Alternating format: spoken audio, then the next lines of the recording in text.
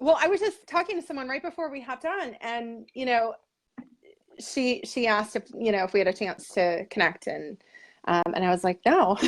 Is that weird? But and then I was doing a coaching call with one of the incredible women on my team. I think she's watching, actually, Loretta Louvier, and I was saying, like, this is what courage and vulnerability is all about, and we have to spark more of that in each other's lives, like the willingness to just hop on and have a conversation, right? Because that's what it's all about. Like, when we're taking the lead in our own lives, we're living our truths, we're leading with integrity. So, here we are. That's it. Yeah. If you guys So, like what Melissa's saying, drop some comments, drop some likes. We'll do a Q&A at the very, very end. All right. So where are you from, Melissa? originally Buffalo, New York, and right now I'm in the Finger Lakes. I'm in Seneca Falls, which is the birthplace of women's rights. I love to point that out only because I'm active in work that goes on here in terms of empowering women and that sort of thing. So we have the Women's March, actually, January 19th, which is a really exciting event in our town. Brings a lot of people together over, just empowering women and unity over equal rights and all that good stuff. All right. So tell me a little bit about who you are. You sent me a like a brief bio, Yes. and I can read it if you'd like. We I could we thought it could was just great. talk. I thought it was phenomenal, Thanks. but I just want to I want to know who you are and how we kind of connected and where where you're coming from and what this is, what your mission is and just a little bit about your journey up to now. Yeah. So uh who I am is I call myself a mompreneur. So, Love that. always balancing the busyness of being mom first and then building a business from home. Although I'm hardly ever home. Really, it's all about just getting out in the world and building relationships with people and creating community. But my past has really it's been a journey of like twists and turns, right? It's like, anybody who is an entrepreneur knows, like, there's never a direct line from A to B, right? It's like this crazy jagged path all over the place. And I spent 10 years in finance. I left grad school, having this idea of like going out and changing the world through public administration, and took a quick turn into public finance. But ultimately, where I am now is in a place where all of that has come together, right? And what I see is, like, I value education. I value being able to lead and inspire others to be the best version of themselves. And here's where all of us can stop complaining about Facebook algorithms, because yes, they're frustrating. They change all the time and things can get crazy. But the way you and I connected is, Facebook simply knew that message would speak to me, Mm, right? That being the lead in your life would speak to me, because I'm constantly talking about how we are the author of our story, and mm. we have to pick up the pen and write, right? Or else we're going to be a character in somebody else's book. Um, and I truly believe, like Brene Brown's quote is one of my favorites, that owning our stories is, perhaps the bravest thing we'll ever do. So I'm excited to be here, just because I feel like that's a lot of what you help people do through the process of being part of this iChoose series, is helping people truly own their story and pull it all together in a meaningful way to share it with the world. Well, thank So, you. And yeah, I'm super grateful that we connected because, this is a passion project. And what I'm seeing is that, I'm a filmmaker first. With I don't know if you know that or not, but like yes. I have some feature docs under my belt and I've been doing film professionally for over 10 years. And it's what I do. I love it. I'm a storyteller, a visual storyteller. And the I Choose campaign, it was just something, it was personal at first. And I just needed that reminder that, like, it doesn't matter what's going on in my life. Like, I'm always one choice away from bettering my own circumstances. And that Yeah. choice comes from me. And so, once I started kind of grappling with that, I really wanted to engage and jump in and share other people's stories. And I feel like the medium of film and the art of visual storytelling is kind of changing a little bit, which is why we chose to do I Choose Hope as a short documentary film and just put it out for free on social networks and allow everyone to engage with it. I had no idea I was going to be doing the Facebook Lives every week until people who were touched by the film started asking me if I could tell their story. And Yeah. the emails that I got, I was like, man, I can't bring a whole crew up to every person's story right now, you know? I mean, I'm not there yet. And so the Facebook Lives, I think, are a phenomenal way just to open up the doors and engage and talk to people. And through conversations, not only can we learn about others, but I really think we get to learn about ourselves and who we are and who we're Hmm. created to be, and challenging each other and talking and engaging. I mean, this is how we open up the doors in our minds to actually think. Yes. You know, we're Yes. not thinking unless we are engaging. That's my Right. opinion, you know? Right. If we're just Right. sitting there and we're playing other people's thoughts in our minds, or things we heard or things we saw on TV, those are put there, you know? Hmm. But when we sit down with another human being and we have open dialogue and conversations about things that matter, then not only do our hearts change, but there's something that builds between those two people and that community, and it spreads. And that's what Right. I'm So starting to ripple see now. effect. That's what I'm starting to see now with this. And I am so like humbled and just moved by what it is that this iChoose series is becoming. And it's because people are tuning in and digging it. Yeah. Yeah, I love it. And I had to sit and reflect on it because I was like, what are some of the choices that I've made in my own life that have been that one choice, like away from that next version of myself, right? And there have been so many. Um, but even hopping on here tonight, I choose courage, right? Because how easy would it be to just say, like, I don't want to put myself out there, or I don't want to be vulnerable. We haven't prepped for this, or we didn't, talk. We didn't get to know each other. We're literally getting to know each other like in this very moment. But here's the thing. This is the way I love to think about platforms like Facebook.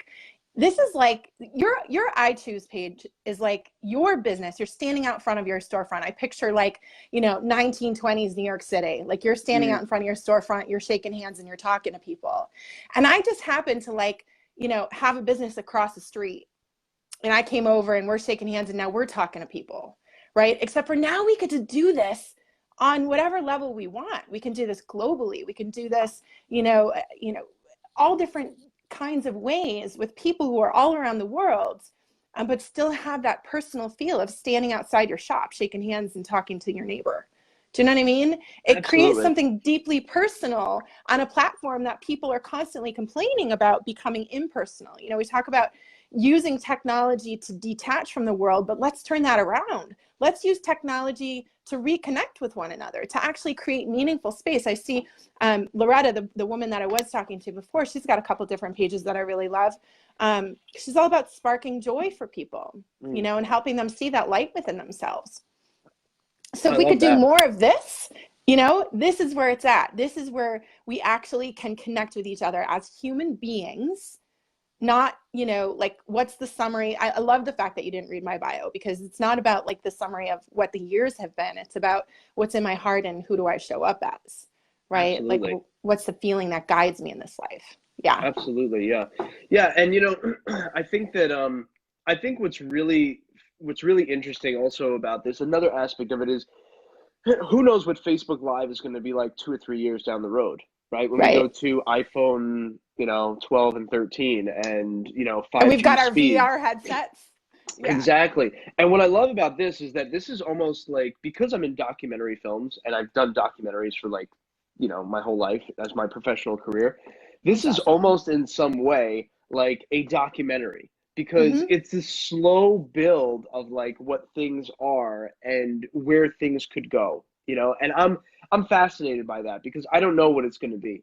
But I have to say that, again, being able to think for ourselves, I think, is key, because part of the reason that I wanted this whole I choose thing to stand out, and part of the reason why we say take the tagline is take the lead in your life story, or you are the lead in your life story, is because I'm a New York guy, New York City guy. Mm-hmm. Mm-hmm. And I've said this before, but you can walk through Times Square and there are 1,000 advertisements telling you what to wear, what to Yes. look like, what's cool, what's pretty, what's not. And the reality is that no one's asking you who you are. No Mm-hmm. one's asking you who Mm-hmm. you are anymore. And we're all just, if we look at social media and we look at it in that negative light that you were saying with the algorithms and this and that, I feel like we need to kind of like rise above all of that and really kind of come to grips with like, who am I? Who am I created to be? What is my purpose? What is the meaning of my life? And if we Yes. start asking these questions, it's going to be difficult because, like you said, it's finding yourself, and you have to face that, that person in the mirror You've that got you to see own every it day. all. You've got Yeah. to own it all. But speak about that, because I know that, for you, from what I'm reading here, not only are you a full-time mom, but a social marketing professional, life and business coach. What do you see when talking to people about like some of their biggest struggles right now? Well, I think the things I see mostly because they're things I've gone through myself, right? And so I really speak from my own experience, which is, so often there's this culture of positive thinking and positivity where we forget that the darkness is where we often find our greatest light, right? Like where Mm. we have the greatest opportunity to grow and to change and to shift and expand. And so, like, I look back on my life, for example, and I was born in Riverside in Buffalo, New York, as I mentioned before. But we were pretty asset limited when I was small, and I tell stories all the time about like how my great grandparents had the farm animals in the basement, like the chicken and the rabbit and like stuff like In the that. basement. In the basement. Yeah, we didn't have a farm. We were in the city. That's awesome. Actually, my cousin Kyle, who's in Manhattan, who's amazing, is watching right now. And his family still lives in that home. That's 5 generations have lived in that house, which is Wow. fantastic. Rent Um, controlled, I hope. oh yeah. Well, here's the thing: the neighborhood has really like taken a turn. It's tough, but like they hold on to it and they really keep the family home up, which is beautiful. But Wow. I think about it, and for a long time, I had to like shut the door on that chapter of my life Mm. because there was so much pain and so much hurt and so much suffering associated with all of it. Because you talk about all those messages you see in Times Square of like what you should look like and who you should be and all that kind of stuff. When you grow up asset limited and you can't have like the latest jeans or the cool t-shirt or the sneakers that aren't generic from, Kmart or whatever, there was just a lot of guilt and shame and all this stuff. And so I shut the door and I walked away.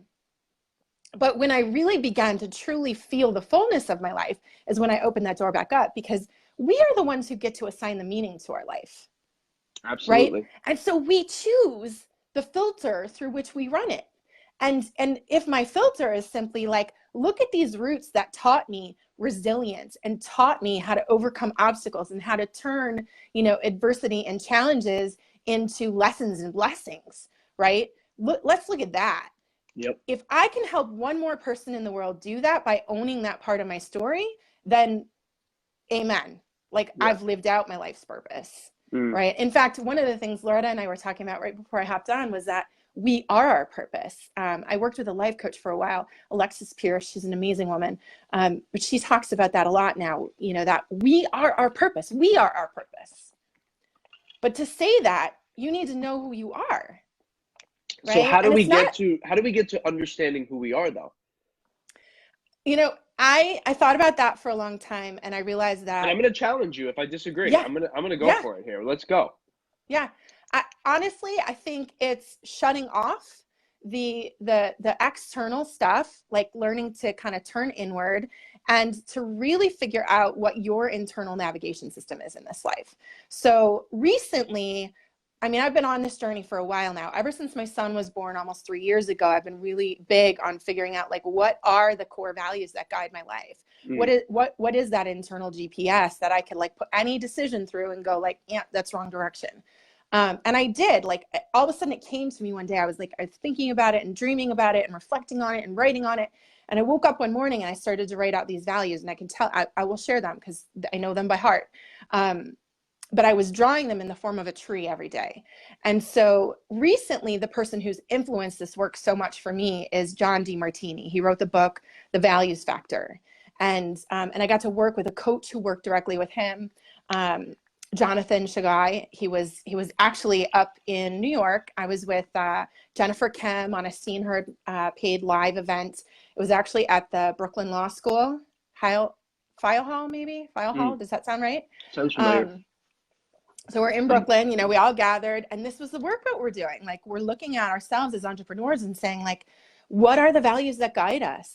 Mm. And how do we continuously use those values to guide us, rather than all these external, you know, you got to go to school and get the job and get the grades and make the raises, and like, you know, no, this life is shifting, it's changing. Yeah. If you have a passion, if you have a drive to get out there and share a message with the world, like, I'm not advocating that people don't go to school, that's not what I'm saying, but like, you could skip a lot of things, and you could just get out there in the world and make a living for yourself because you're willing to put your voice out there and live your passion.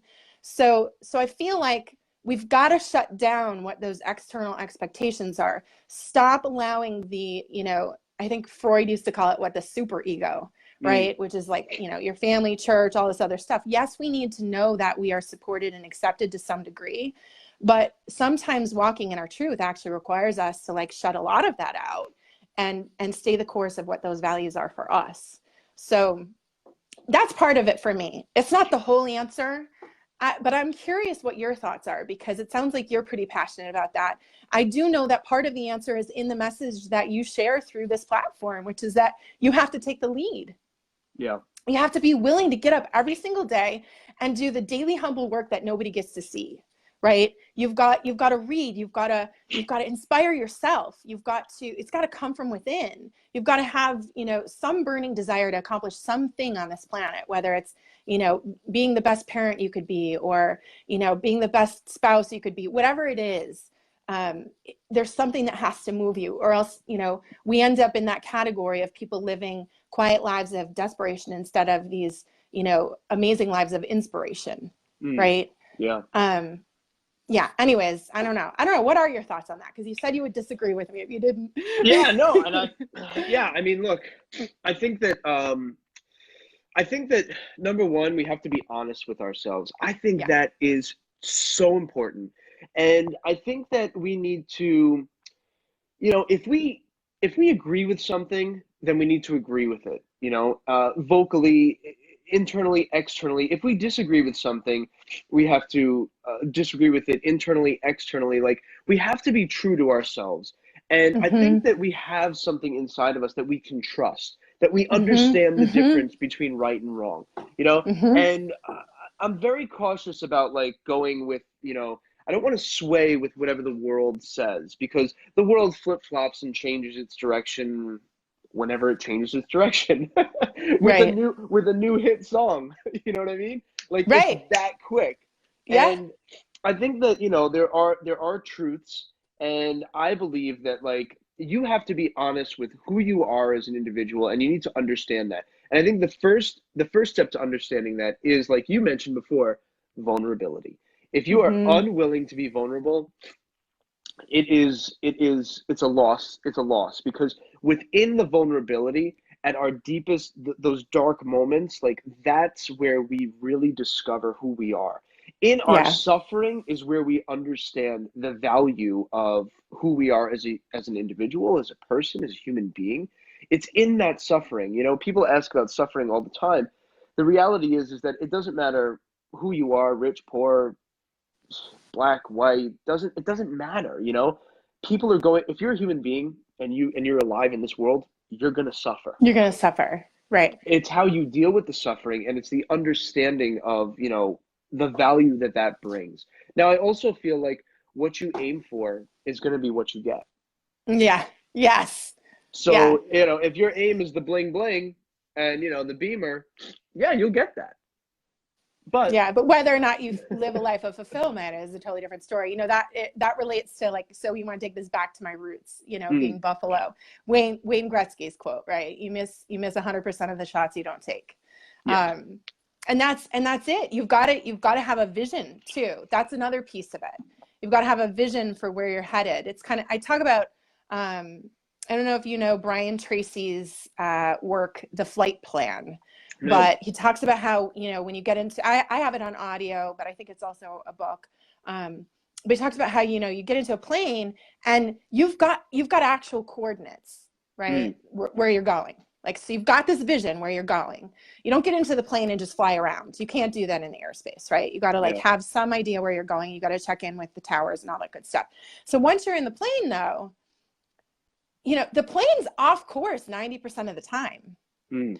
And you're making these minor adjustments to get yourself back on course, right? And life is like that, right? We have to have that vision. We've got to know where we're going. And then to me, those minor adjustments are like running all of these things through our value system.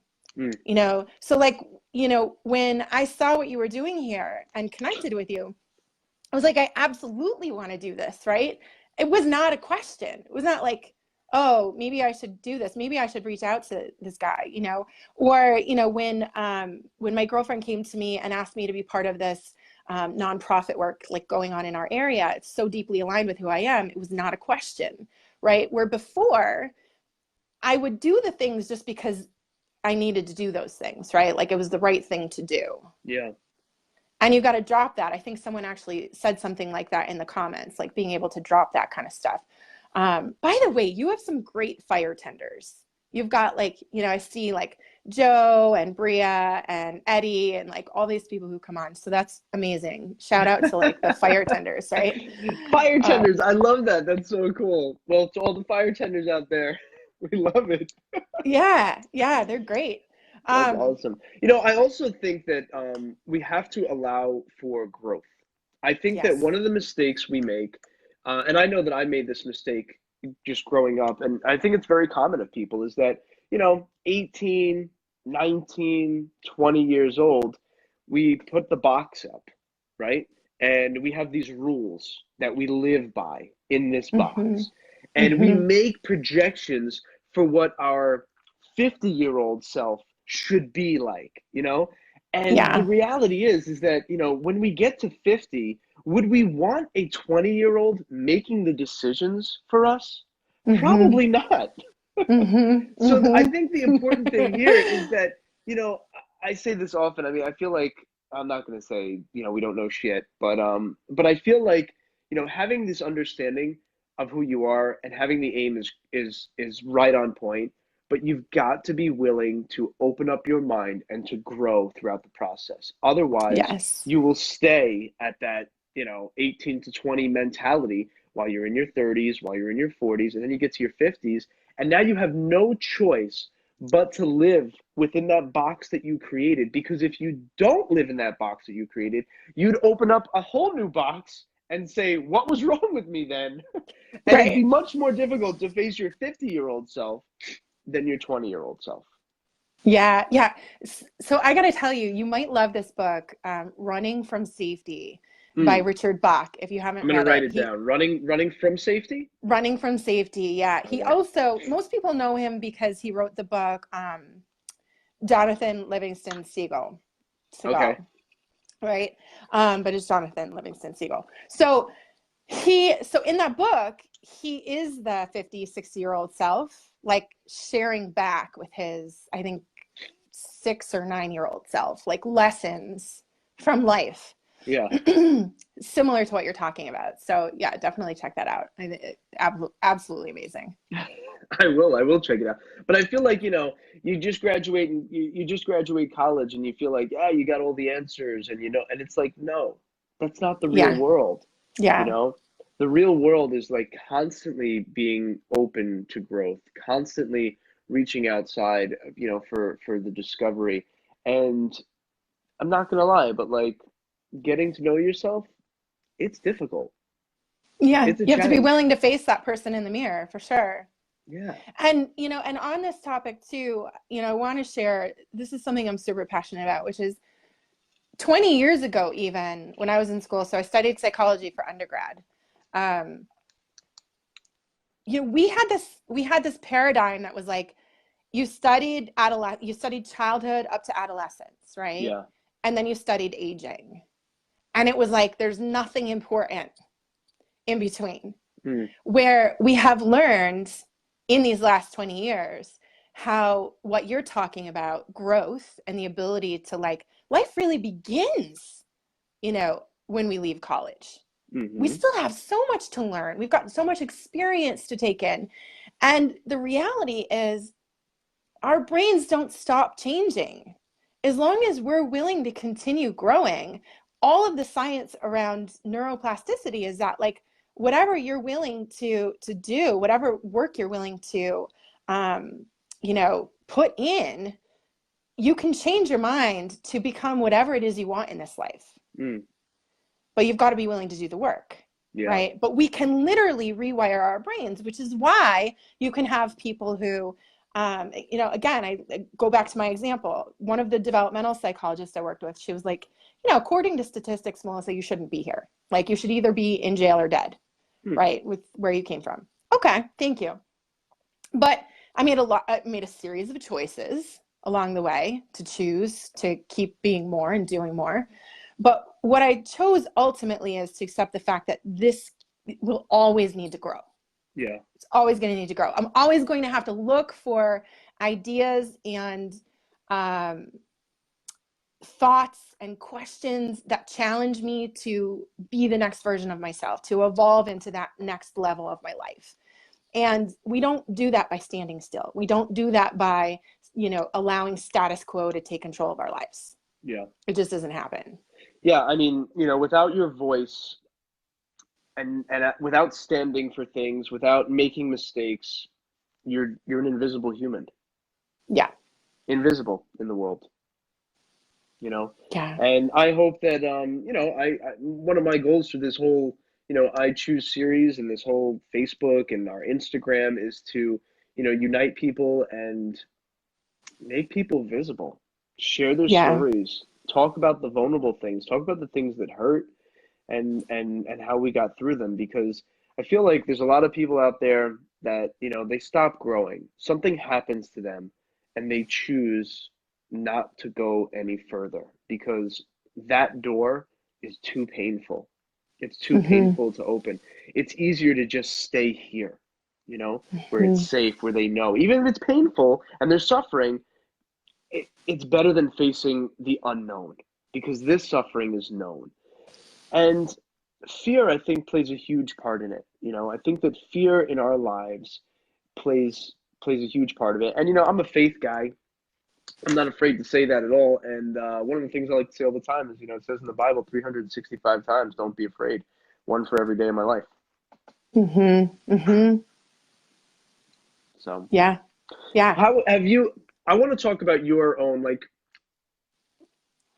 what is, like, where you are right now, where, like, what is the meaning of life? And you don't have to say, I know it's a deep question. I know we're still on the journey, but, like, where you are today, you know, what is the meaning of all this?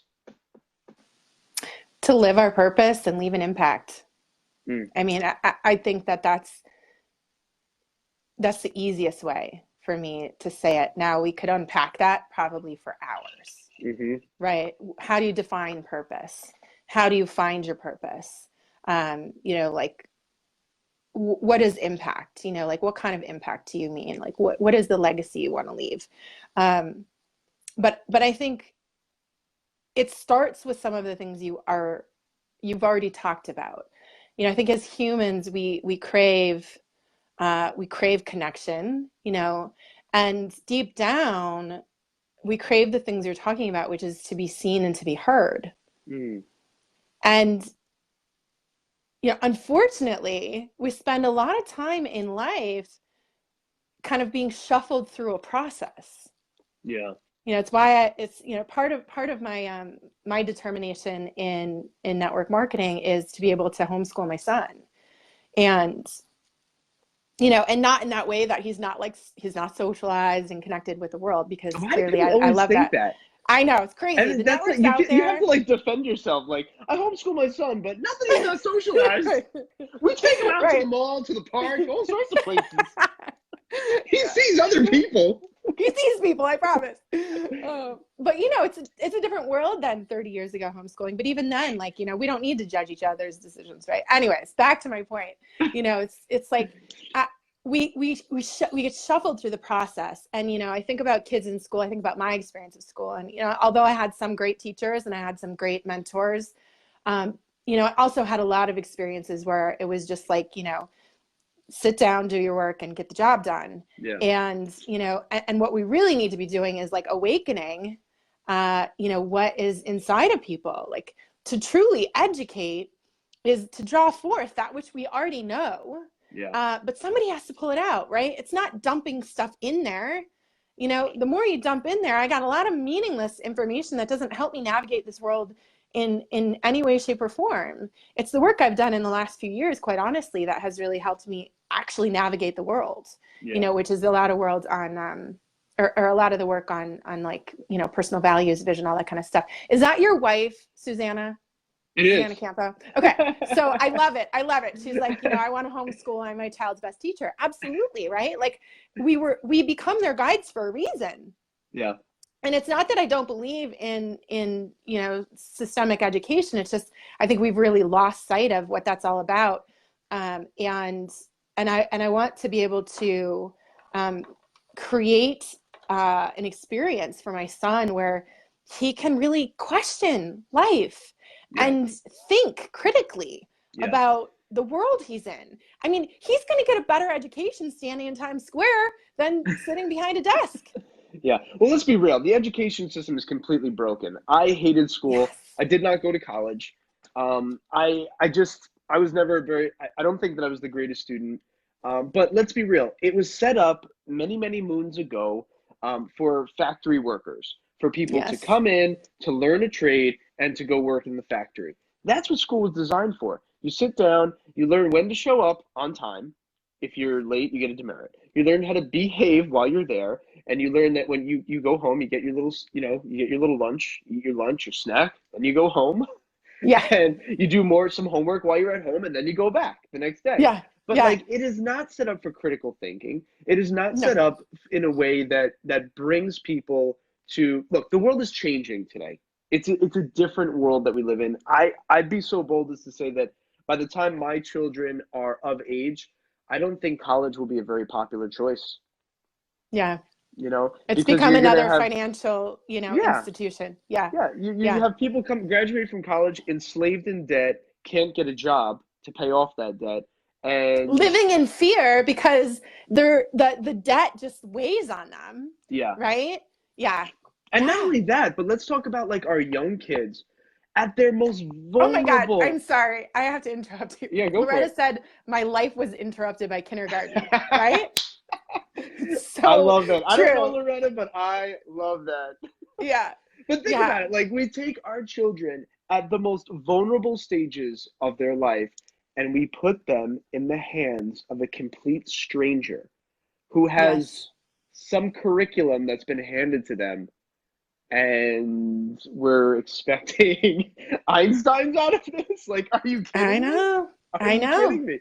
So listen, I commend you. I mean, the fact that you can homeschool your children, I wish that I had the ability to do that. Maybe my wife and I will talk about it after the show. Yeah, well, I want to talk to your wife. I'm like, she and I need to have a virtual coffee. And next time I'm down in New York, we got to get together. But I mean, one of the things that I learned recently really blew my mind. It's this, we're using on average like 5 to 10% of our brain on a daily basis, right? And so I wish I could tap into more. Yeah, and you can, I'm trying, right? You got to like, who's one of the best guys for that is if Chris Felice is watching this, he could drop the name in the comments. This is your moment. Oh God, who is it? I'll think of it before we get off. But it's getting into that subconscious, right? Because 95%, that other part that we're not using is the subconscious. And that's really what's guiding us. That's why we can get up in the morning and do all the things we do without questioning. That's what autopilot's all about. It's all the stuff that's been laid down in the subconscious.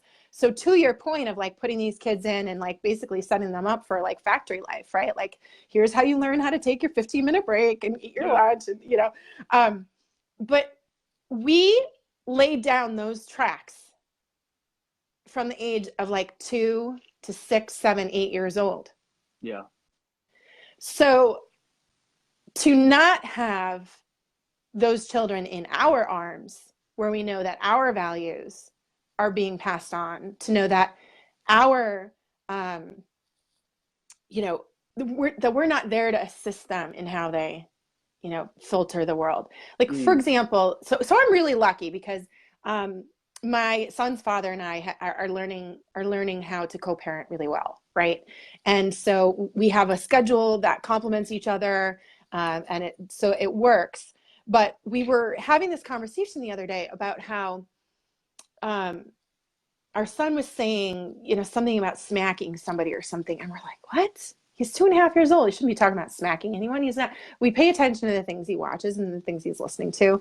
And, it's probably at the 2 half days of daycare that he goes to. If the woman's like feeling overwhelmed by, the three kids that are there, she might say like, don't do that or I'll smack your hand or something like that. But then what goes into the subconscious is like, if I do this thing, then I'm going to get smacked, or if you do this thing, I'm going to smack you.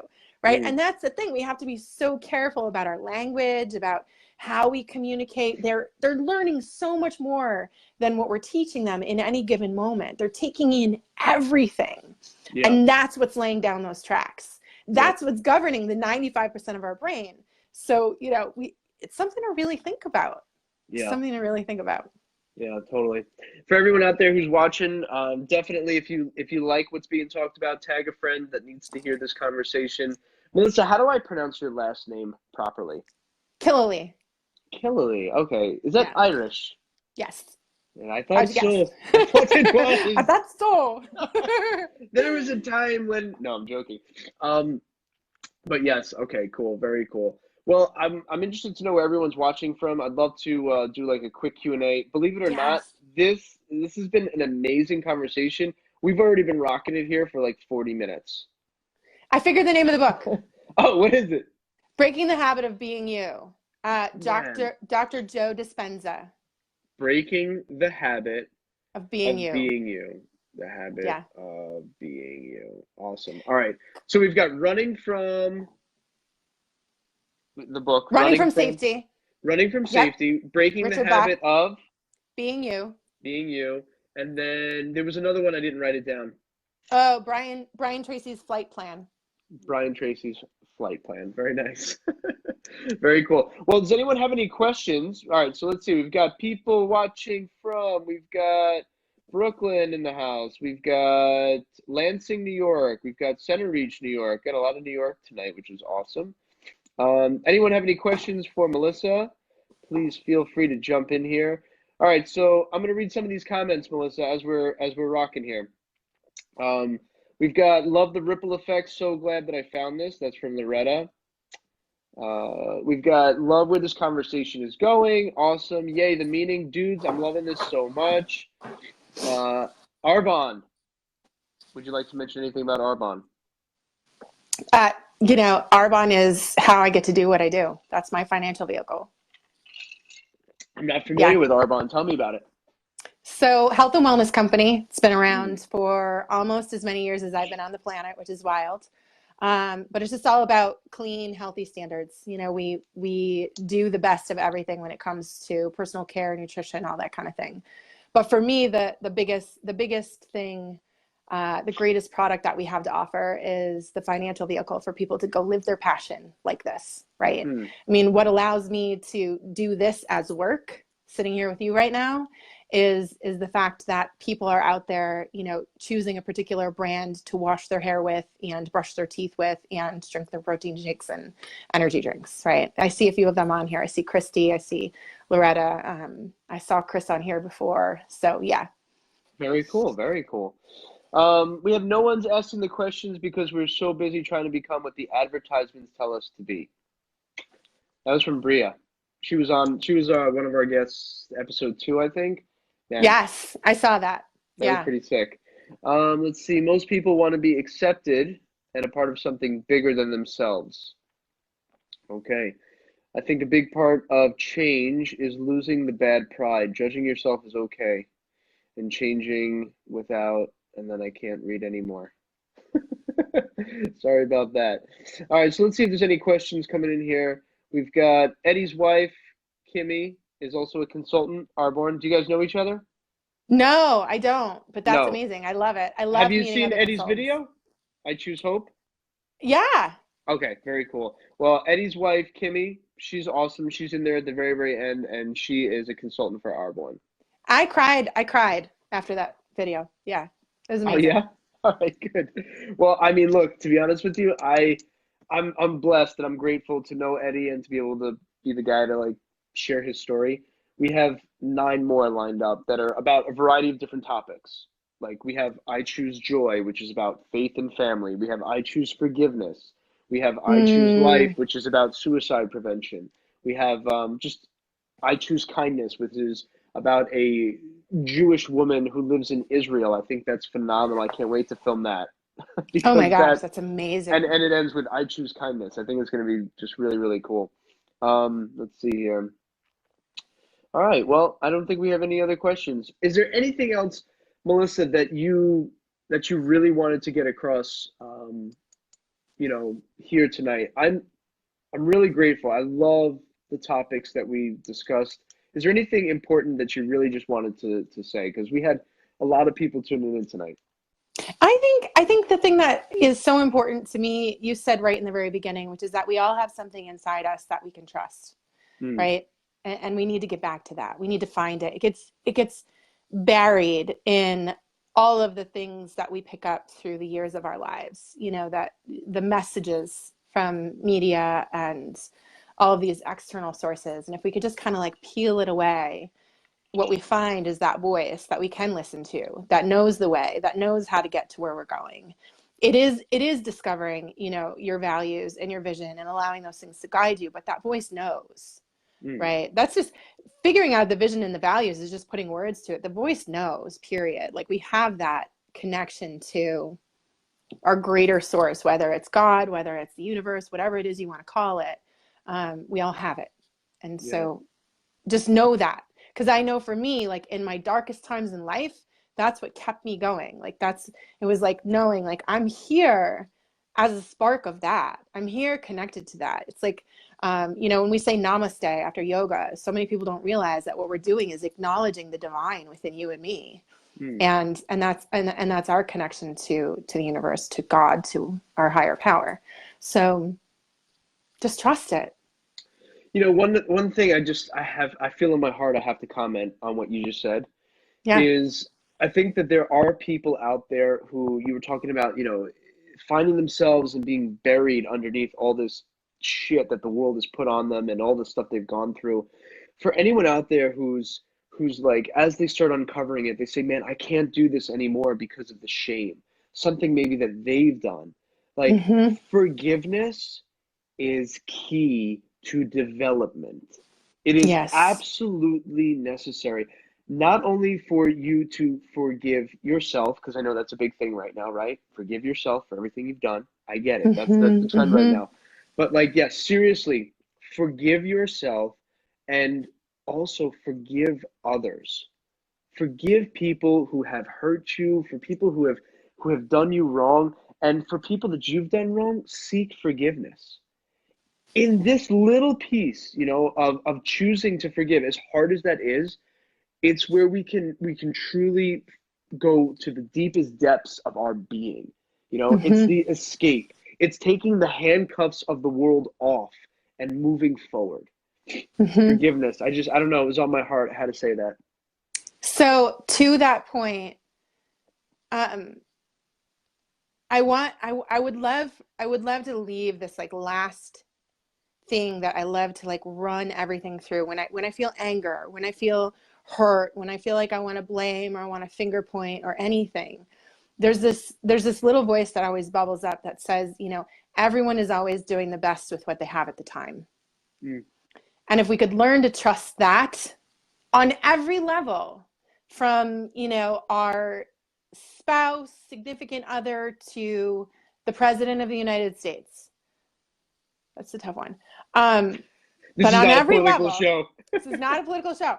But if we could learn to trust that on every level, truly, and have compassion and look through the eyes of compassion, then we could create so much more in this world in terms of connection and healing, and supporting one another rather than constantly building walls and shutting people out. That's not the answer. Mm, Um, so I would love to just leave people with that. And for the people who are watching, if you guys would all share this, because I take a challenge personally. So This page, iChoose, had 945 people who liked it and 979 people following it. So if you would help us get to 1,000 before the end of this night, I'll send you a present. And I will send Melissa a t-shirt, whichever one she would like to have. I love it. No, I want to get a hat. I'm going to get a hat. Yeah, you want a hat? Yeah. All right, cool. I'm going to go get a hat. We'll make sure we work that out. Listen, Melissa, I'm so grateful. Thank you. Would you be on the show again if we have another opportunity in a couple of months? I would love to. I'd love to catch up. I'm really grateful. I mean, right now we've got we're booked all the way into February, which is great. Great way to start 2019. I wasn't sure how this was going to go, but people want to keep telling their stories. People want to keep sharing. I say we keep doing it. Absolutely. Yeah. And thank you for doing all the great work you do. Well, thank you. Thanks for coming on. And yeah, for everyone out there, follow Melissa. She's awesome. Thank you. I'm really, really grateful. Thanks for this wonderful show. So thank you. And thanks, guys. Thanks to all the fire tenders. Yeah. Talk soon. All right. And I'll get in touch with your wife. Okay. All right. Ciao. Bye-bye. Right, bye.